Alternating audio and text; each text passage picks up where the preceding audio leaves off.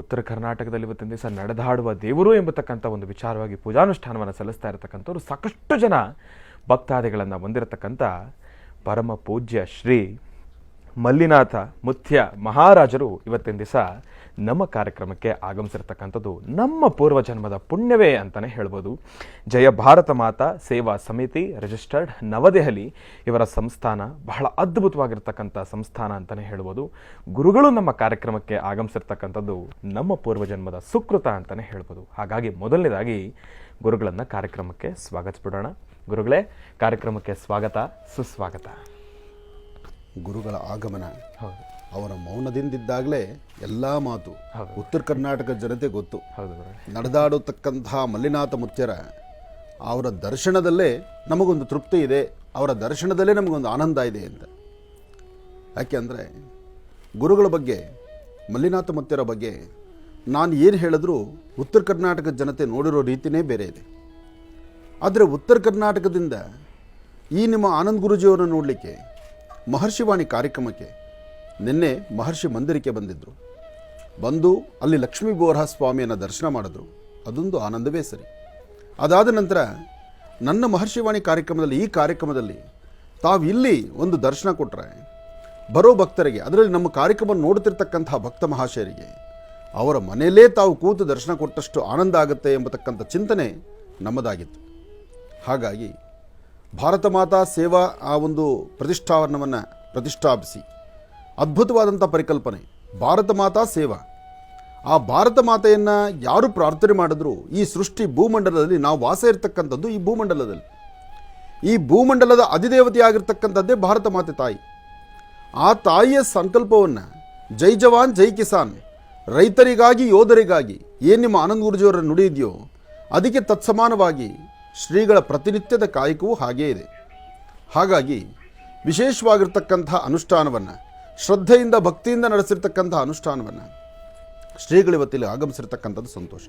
ಇದರ ಜೊತೆಗೆ ಗಣಪತಿಯ ಮಹಾಪ್ರಸಾದವನ್ನು ನನ್ನ ಆತ್ಮೀಯರಾದಂಥ ರಾಮಚಂದ್ರರವರು, ವಿನಾಯಕರವರು ಅವರು ದೊಡ್ಡ ಗಣಪತಿ ದೇವಸ್ಥಾನದ ಪ್ರಸಾದವನ್ನೂ ತಂದಿದ್ದಾರೆ. ಆ ಮೊದಲು ಪ್ರಸಾದವನ್ನು ಸ್ವೀಕರಿಸಿಬಿಡೋಣ. ಗುರುಗಳಿಗೆ ಒಂದು ಪುಷ್ಪಮಾಲೆ ಇರಲಿ.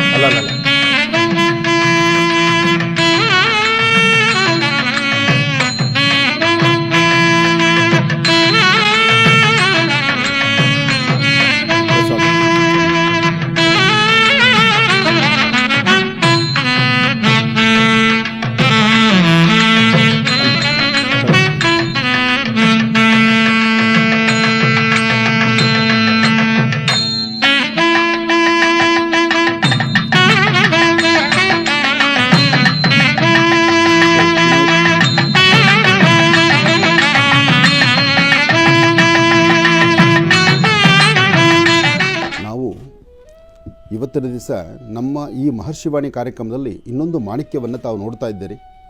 ಕರ್ನಾಟಕ ರಾಜ್ಯ ಜನತೆಗೆ ನಮ್ಮ ಇಲ್ಲಿ ನನ್ನ ಪಕ್ಕದಲ್ಲಿರ್ತಕ್ಕಂತಹ ಗುರುಗಳ ಪರಿಚಯ ಉತ್ತರ ಕರ್ನಾಟಕಕ್ಕಂತೂ ಪ್ರತಿ ಮನೆಮನೆಗೂ ಇದೆ.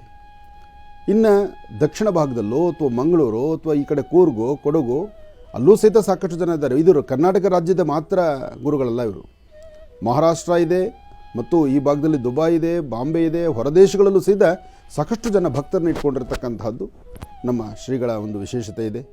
ಅವರ ಮಾತಿಲ್ಲ, ಆದರೆ ಮೌನ, ಅವರ ನೇತ್ರಗಳು ಮತ್ತು ಅವರ ಆಶೀರ್ವಾದ. ಮಾತು ಆಡೋದೇ ಇಲ್ಲ ಅವರು, ಅದು ವಿಶೇಷ ಅವರಲ್ಲಿ. ಆ ಮೊದಲಿಂದ ಅವರ ಅನುಷ್ಠಾನ ಅಷ್ಟೇ. ಮಾತು 24 ಗಂಟೆ ಅವರ ಜಪಾನುಷ್ಠಾನ. ಅವರ ಗುರುಗಳನ್ನು 24 ಗಂಟೆ ಅವರು ನುಡಿತಾ ಒಳ್ಳೆಯದಾಗಲಿ ಎಂಬತಕ್ಕಂಥ ಹರಿಸಿ ಆಶೀರ್ವದಿಸುವಂಥ ಒಂದು ಗುಣ ಇದೆಯಲ್ಲ, ಇದೊಂದು ಅದ್ಭುತವೇ ಸರಿ. ಹಾಗಾಗಿ ಮಹರ್ಷಿವಾಣಿ ಕಾರ್ಯಕ್ರಮದಲ್ಲಿ ಇವತ್ತು ಉತ್ತರ ಕರ್ನಾಟಕದ ಒಂದು ವಿಶೇಷವಾದಂಥ ಮಾಣಿಕ್ಯವನ್ನು ಮಹರ್ಷಿವಾಣಿ ಕಾರ್ಯಕ್ರಮದಲ್ಲಿ ಇವತ್ತು ನಾವು ನೋಡ್ತಿರ್ತಕ್ಕಂಥದ್ದು ನಮಗೊಂದು ಸಂತೋಷ.